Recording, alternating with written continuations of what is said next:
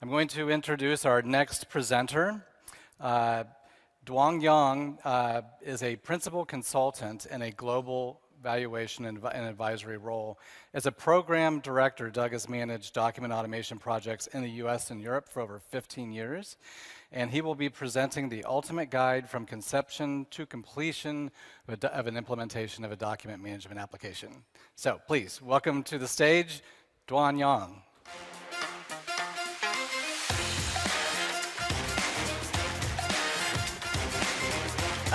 Hi, John. Thank you.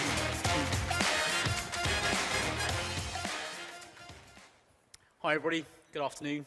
I'd like to take you through a guide, and it's about how you bring from inception the concept of your document automation through approval and then implementing the solution. So, what do you do to prepare for success? Do you have a compelling business case? What are the benefits and risks of your project? And some guidance on key areas for implementation. So, to plan effectively, it's important that you do plan. He who fails to plan is planning to fail. So, covering these bases before you start is important. Do you have a problem statement? Can you clearly define who has the problem, what is the problem, when or where does the problem occur, and then why is it important to address for your clients? This will help you clearly define your objectives, so that it's clear to your stakeholders what it is you're trying to achieve. You need an executive sponsor. This is critical to have support for your project. They will open doors for you, get you profile at the right levels within the organization to be able to then get approval for your project. The other key area that's absolutely critical are your stakeholders. These are the people you're going to be impacting to be able to have a successful outcome for your project. So as this is so critical, you need to bring them on your change journey. And I like to use particularly two particular lenses to how you assess your stakeholders. The first one is the adoption curve. Okay? So looking at the people you're going to be impacting, you can see where do they fit within which groups. From your far left, you have your innovators. These are typically individuals that like to do things differently, come up with ideas, always looking for new technologies to implement into your department or business.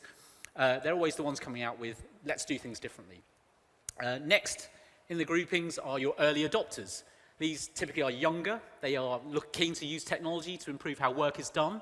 Looking at those, they'll be the ones that want to engage with your project, seeing there's an opportunity there. Then in the middle two sections, you have your early majority and your late majority. These are typically skeptics. They'll sit on the fence. They're only going to be interested in your project once they can clearly see there's evidence that there's going to be improvement to what they do or it's going to help them in some way. And then finally, to the far right, you have your laggards. These are typically your resistors. They're never going to change, your dinosaurs maybe. They're often going to ask the question, why do we need to change? Why does this need to happen? When you're then looking at your stakeholder groups, you need to figure out how you're going to spend your stakeholder management efforts. It's very difficult to carry everybody on this journey. You won't have the time, the resources, or capacity. So therefore, it's important that you focus using the 80-20 rule, the Pareto principle. Focus on your innovators and early adopters. It's going to be a lot easier to get them involved, get them to participate with what you're doing. That way, you can manage your time effectively. What will happen is, as their profile rises and you become more successful in what you're doing, the early majority and late majority, they'll start getting interested. That will allow them to then start engaging with you. So naturally, they'll start coming on board without you having to spend lots of effort. Ultimately, when you set your KPI for adoption, you're going to set it around 85%. Because you know your laggards are going to be the hardest lot to try and bring on side. Some never will. It's something you need to accept. But ultimately, the majority will be there. The second lens I like to use is Mendelow's stakeholder matrix. This is understanding your stakeholders in terms of how much power and influence they have versus how much interest they have in your project. In the top right, you have your key players. These are typically going to be your executive sponsor, the leaders of the teams that will be impacted. You need to make sure that they are involved in every way possible and on board with what you're doing. To the left are those that have a lot of power but aren't as interested. These may be other executives or equity partners that are part of deciding whether your project goes aboard, but it doesn't impact their divisions or teams. You need to make sure they're looked after. The bottom right, you have those that need to be kept informed. They are typically the other professionals that will be impacted, but they don't have the power to influence what's happening, but they're interested because it's going to impact them in some way. And then the bottom left, you have those that are low priority. Typically, these may be secretaries, administrators that will indirectly be impacted because they're supporting those that will be.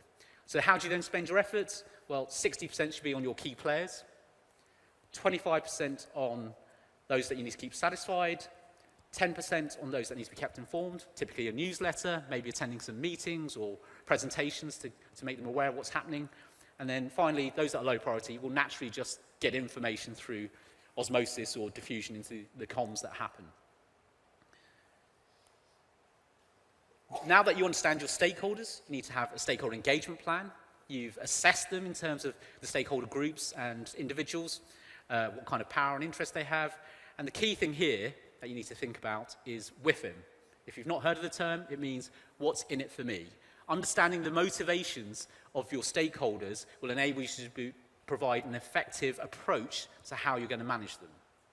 Okay? The next area you need to cover is how you're going to govern your project. So this is a classic Prince2 organization chart. At the top, the corporate or program management. That could be a project management office. That could be an executive board. They're going to decide whether your program goes ahead or project goes ahead. Then in the blue box, you have the actual project management team. The board that sits within that, the project board, is made up of the senior users. They are the business leaders that will be impacted by your project. They're going to be sitting on that board. The executive will be your sponsor. Their job is to make sure you hit time, cost, and quality, as you promised. And then you'll have senior suppliers. These are typically either going to be IT, they may be a mixture of IT and a third party. That could be a company like Legito. They may be helping you with your implementation. Or you may have a consultancy that you've brought in to help you do this. The rest of the project team then, project assurance, they will be the delegates from those senior users, suppliers, and the executive who will be in your team on a daily or weekly basis involved in your project. You'll need a project manager to run the project. You may have support if it's big enough. Maybe it's a firm of 500. Typically, in a 100 firm, a single project manager is sufficient, but you need to scale accordingly. And then team managers. Those are those running those individual teams that are going to be impacted by your project. The other part of governance then is the project team itself. So this is less about roles, but more about capabilities and disciplines that you need the skills in your project to deliver. So you'll need a project lead. Now, typically, this is someone, ideally, who has done this before. They have experience in doing this. It could be yourself, maybe, if that's something you want to do. But quite often, it's a thankless task. They're usually responsible for the outcomes. Often, if there's something that goes wrong, they're going to get the blame. Maybe you might want to volunteer, maybe someone external that could help you with that. Something I could do.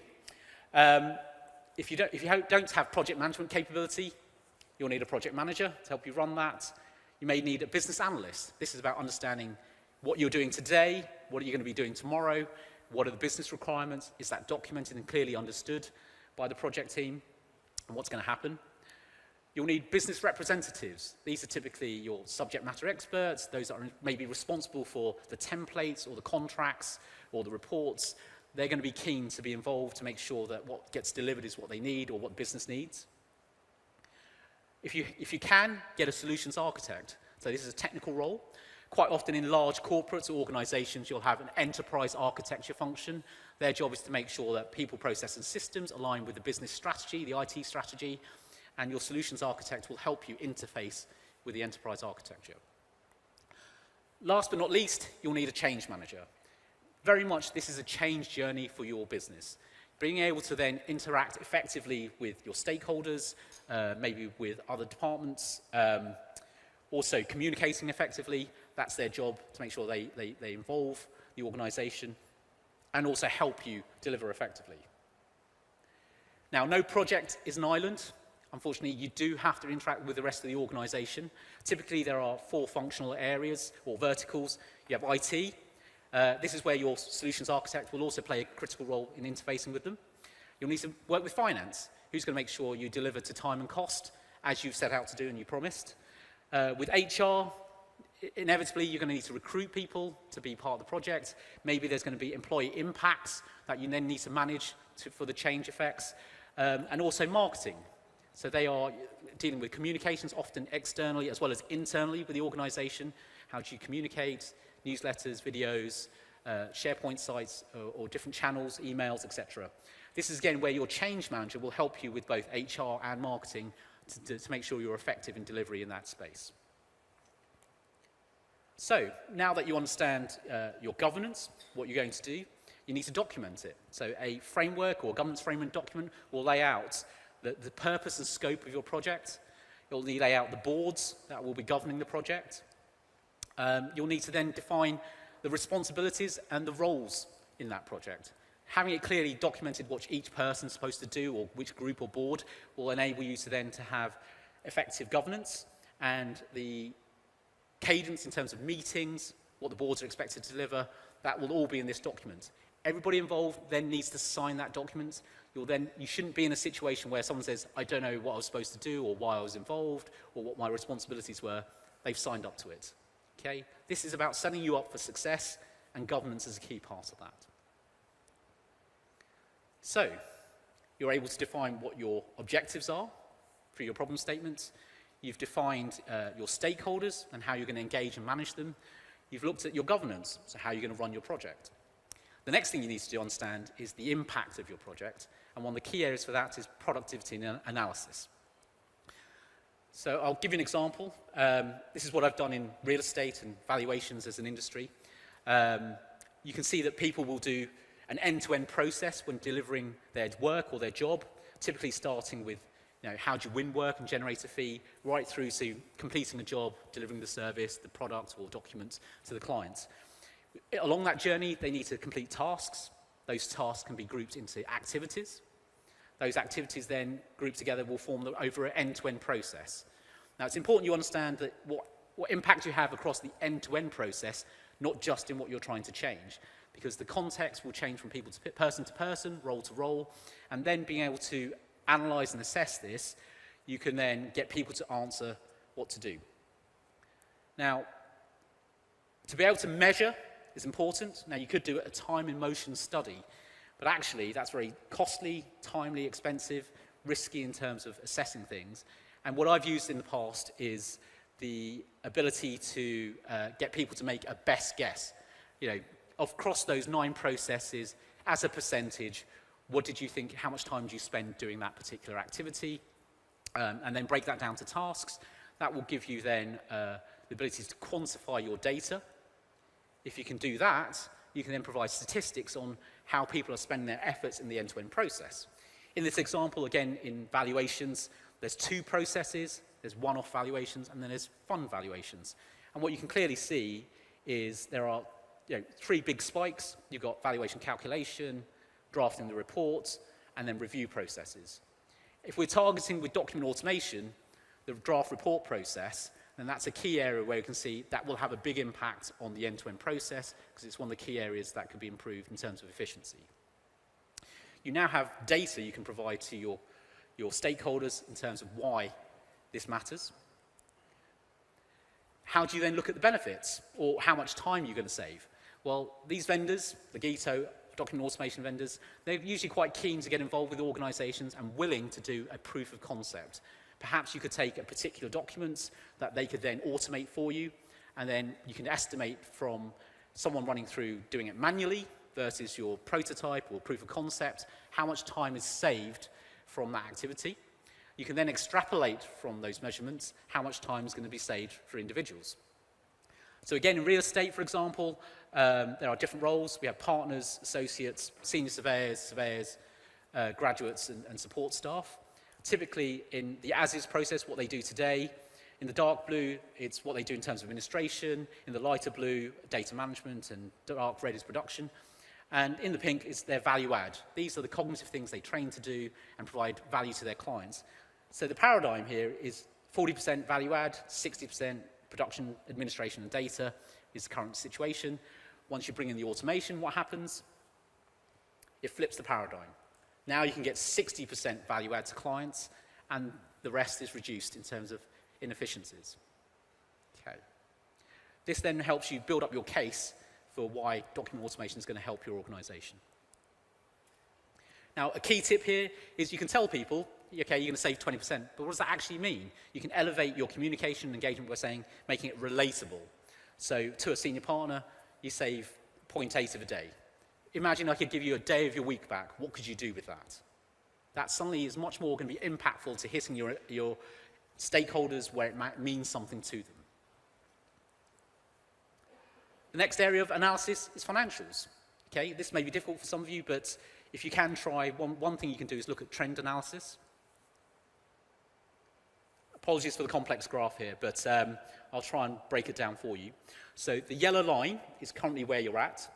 To the left of the yellow line is your last 5 years' performance from an income, cost, and profit perspective. And then to the far right is a simple straight line extrapolation of that trend. So in dark blue, we have income. It's growing typically 2.25% per annum through organic growth. In the dark red columns, you have staff costs. They're increasing 6% per annum, so costs are going up quite quickly. Also, your other costs, cost of doing business, in the pink, that's going up 4.5%. What the trend is showing then in the lighter blue is your profits decreasing over time, and the green dotted line is the extrapolation into the future. What it says is that in 5 to 6 years, if you carry on doing what you're doing, you're going to break even or drop into a loss-making situation. Okay? This now then starts adding the power of finance to your arguments of why you need to do document automation. Okay, the next thing you need to do is why. And not just from a productivity and finance perspective, but in the context of the broader organization externally as well. What we can do here is look at the strategic rationale.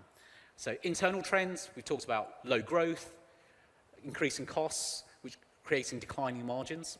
But then you can also use Porter's 5 forces and look at what's going on outside the organization as well.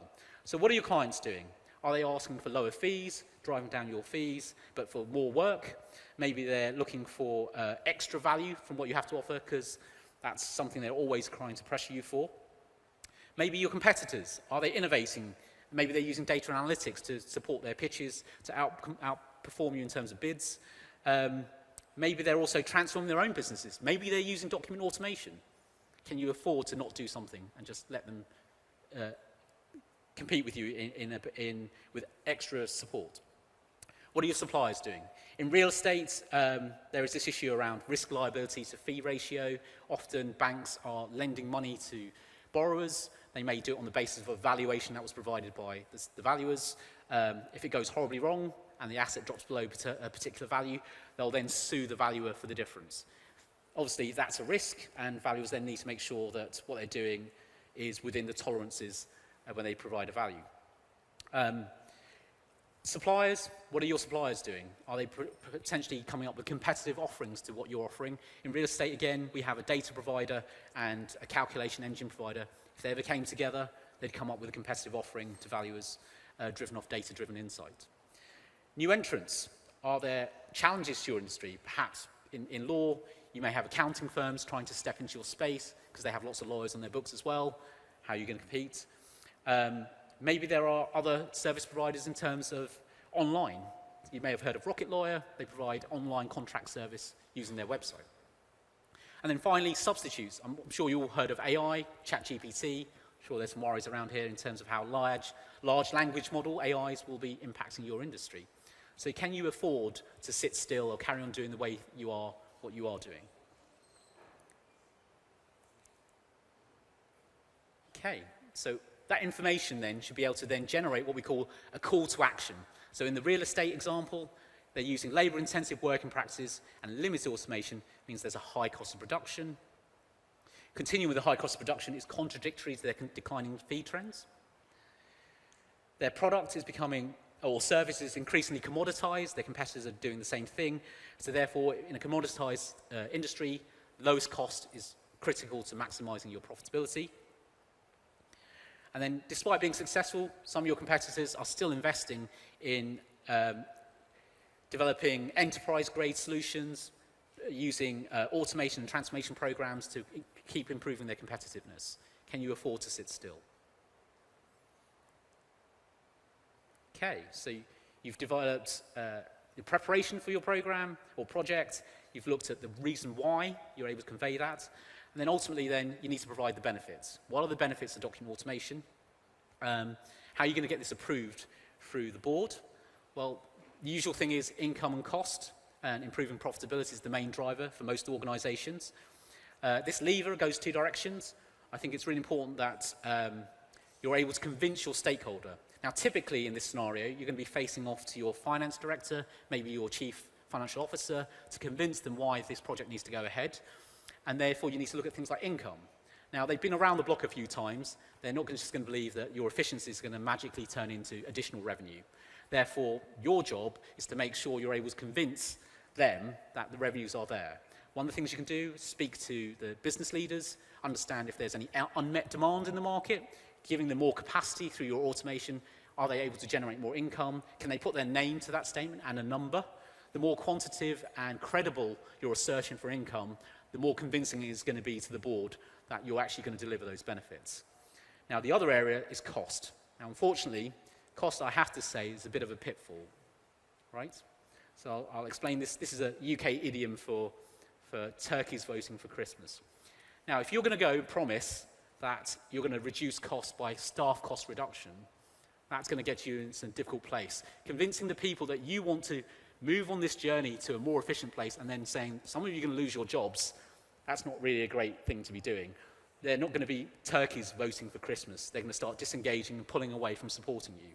So it's critical that you don't promise staff cost reduction as the main driver for your program. Who wants to be part of that? Okay?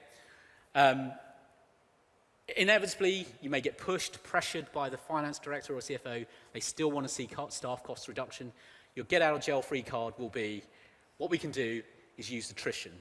Okay? Understand the attrition rates, what is the rate of people leaving the organization.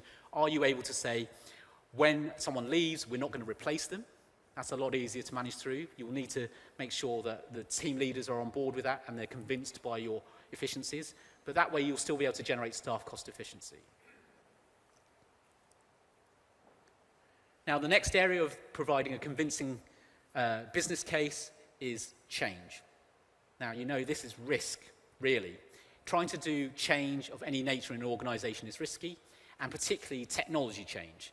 You know, there's lots of stories online or in the press of technology programs that went horribly wrong, cost millions, you know, so much negativity around this. But when you drill down into the statistics as to why they went wrong, yes, sometimes it's the technology, sometimes something went wrong there, or the project, but actually the main cause is the state of the organization. Okay? So how do you then assess that? Well, it's to do with maturity of the organization in certain capabilities. The first one being, do they have successful ability to repeat success in a project? Typically, this may be a project management office that consolidates and embodies all the best practices of running projects. They're able to repeat success easily. They're able to do it maturely. They're measuring and monitoring their projects and making sure that they can repeat success. The next area, your IT capability. Again, you need to be honest with yourself. Are your IT team able to deliver technology change effectively, especially when bringing new technologies? Okay? Do they have the skills and abilities? Again, the maturity scale will help you assess whether they're suitable. Finally, we mustn't underestimate business readiness for change. You need to understand your stakeholders, their attitudes, their abilities, what are their training needs, will they need lots of training? This will then enable you to resource your project effectively in areas of weakness. Okay? So, finally, on to implementation.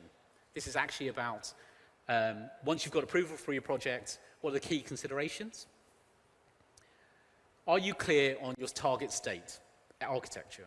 How is it going to impact people, process, and systems? This is where your solution architect will shine. It's their job to make sure these bases are covered. They're able to articulate that. It fits with the business and IT strategy. People and your stakeholders understand what this means. Have you thought about integrations? Again, your system may not be operating in isolation. Have you thought about your CRM? Are you expecting the data from your CRM system to feed your documents? Are you expecting perhaps to move your documents into a case management system as part of your overall practices? Then also thinking about approval. Some of you may have DocuSign, or you may use these tools to do approval of your documents. How are you integrating with those?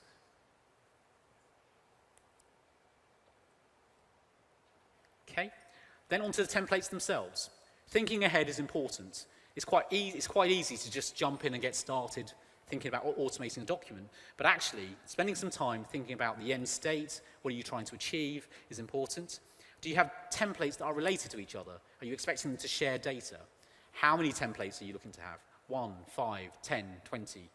Making sure you manage those effectively is important in the end.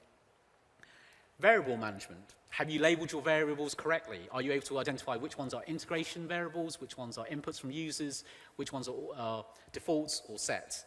Being able to have a system in terms of how understanding your variables is key to having a consistent way to manage your templates.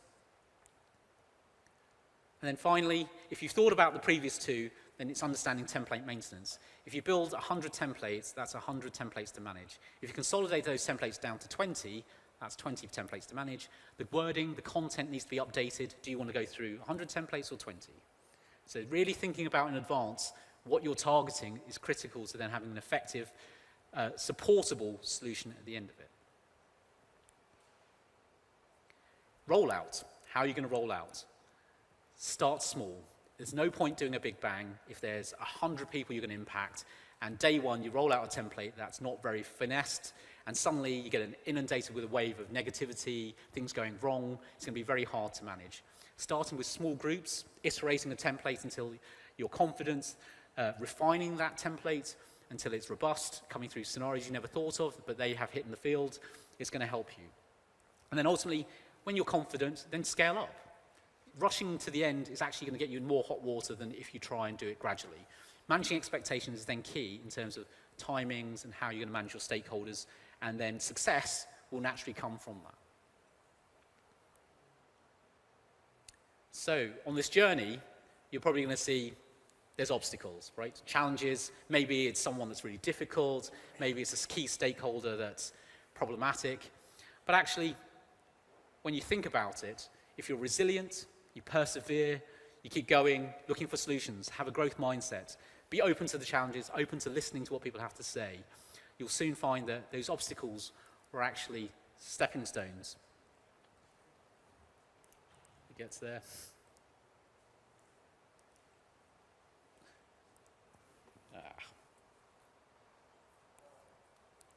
You finished young. Finally, stepping stones to get you to your destination. Okay. Sure, that's all right. We're done. Good? Yeah, there was a bit of a technical glitch. Ah, okay. Sorry about that. So you should find there are actually stepping stones to get you to the destination that you wanted. Okay.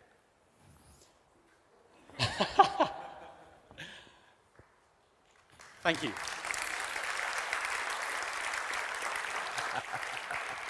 Did they move? Thank you, Yang. A technical issue, you say? It's a little one. Thank you very much. Thank you, everybody. We appreciate it. A hand for Yang. All right.